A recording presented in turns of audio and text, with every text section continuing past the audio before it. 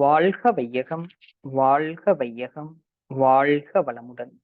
வேதாத்ரி மகரிஷி அவர்களின் நாள் ஒரு நற்சிந்தனை. நாள் பிப்ரவரி 10. தலைப்பு பிறவித் தொடர்பு. எரியும் விளக்கிலிருந்து தோன்றும் வெப்பமும் வெளிச்சமும் விளக்கை நிறுத்திய உடனே எங்கே போகின்றன?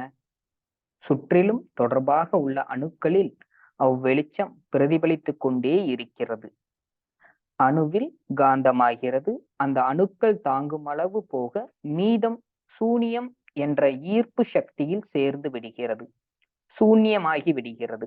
வெளிச்சம் தோன்றிக்கொண்டே பிரதிபலித்துக் கொண்டே சூன்யமாகி கொண்டே இருக்கிறது.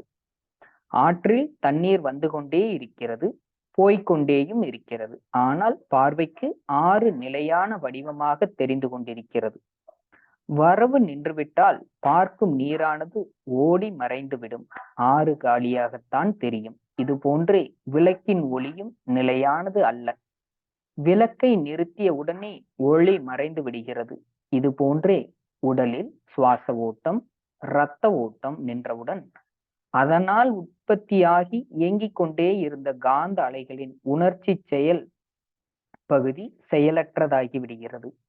அலை அடங்கியன நீராகும் தன்மை போலவும், நீராவி குளிர்ந்து விட்டால் தண்ணீராகிவிடும் தன்மை போலவும், அறிவு என்ற உணரும் சக்தியும் ஆதி என்ற மௌன சக்தியாகி விடுகிறது.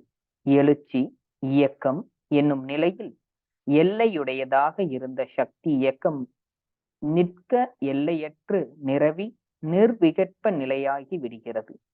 உயிரை பற்றி கற்பனைகளாக எழுதப்பட்டவற்றை, சொல்லப்பட்டவற்றை மறந்து அறிவை நிறுத்தி ஆராய்ந்து பார்த்தால் இது நன்றாக விளங்கும்.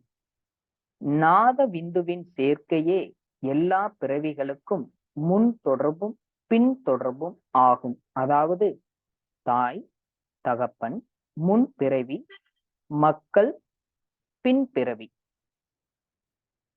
அருட்தந்தை வாழ்க வளமுடன்.